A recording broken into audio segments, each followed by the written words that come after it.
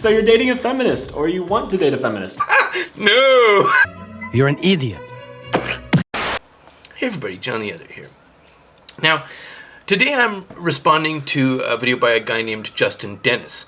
And he's, for those who don't know, he's a guy in his early 20s who about a month and a half ago did a video called How to Date a Feminist. Now, Justin is himself a male feminist, and so his video is really advice for other male feminists of how to, get along with your female feminist counterpart. Now, a few people have already responded to Justin's video rebutting his various points, and some people picking it apart very neatly and other people making fun of his appearance. I'm going to do none of those things. Instead, I want to respond to Justin himself, and I hope you're watching this, Justin.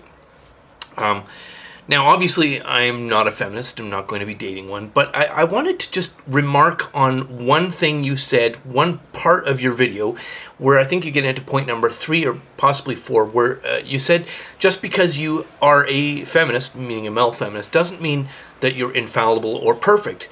And you elaborate on that a little bit, and I'm paraphrasing here, saying that you will always be atoning, you will always be apologizing, and nothing will ever be enough.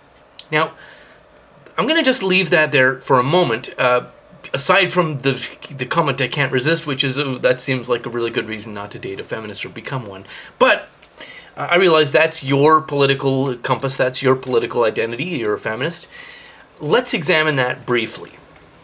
In your personal identity video, which is not the one we're talking about, you also pointed out that you are an atheist. Now, I'm an atheist as well. Personally, for me as an atheist, one of the reasons to reject Abrahamic religious faith is the Garden of Eden story, which I'm sure you're familiar with. I'll briefly revisit that.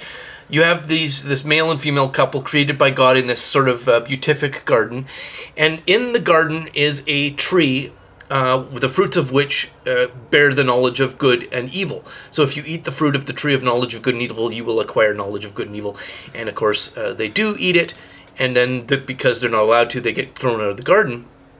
And this is the basis for what Christianity calls original sin, that we inherit this culpability, that we're guilty by inheritance from this original transgression.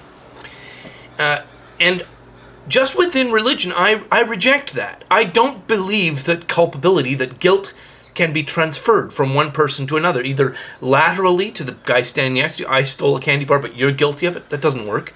You might get blamed, but that doesn't mean you actually own the culpability for something that I did. And you also cannot inherit it from your ancestors, your parents, grandparents, and so on.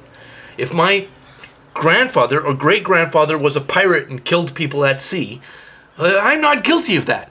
I'm only responsible for what I do. And we come back to feminism now. You have pointed out that as a male feminist, nothing you do will ever be enough. You're always going to be apologizing and atoning and making amends for stuff that you didn't do. This whole story of oppression and subjugation of women, never mind whether it's real or not, just assume it's real for the sake of argument, that you personally didn't do that, Justin. You didn't oppress or subjugate women. You've just been busy living your life, running in track and field events and writing sci-fi novels and doing, other stuff. So why are you atoning for things that you didn't do? Why are you carrying the weight of guilt for what people other than you did? Is it because you're male and they're male? That doesn't make sense. In fact, that's what I call the Hitler wore pants argument. You're wearing pants, Hitler wore pants. You're Hitler.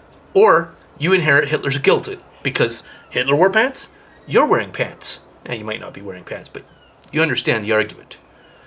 That's the argument of inherited culpability, because they were the same ethnicity as you who did some bad thing, or the same sex as you, but they weren't you.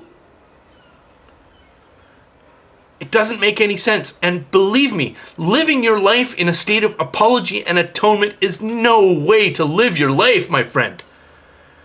And please, Justin, don't let anyone tell you that you're guilty because of your biological identity.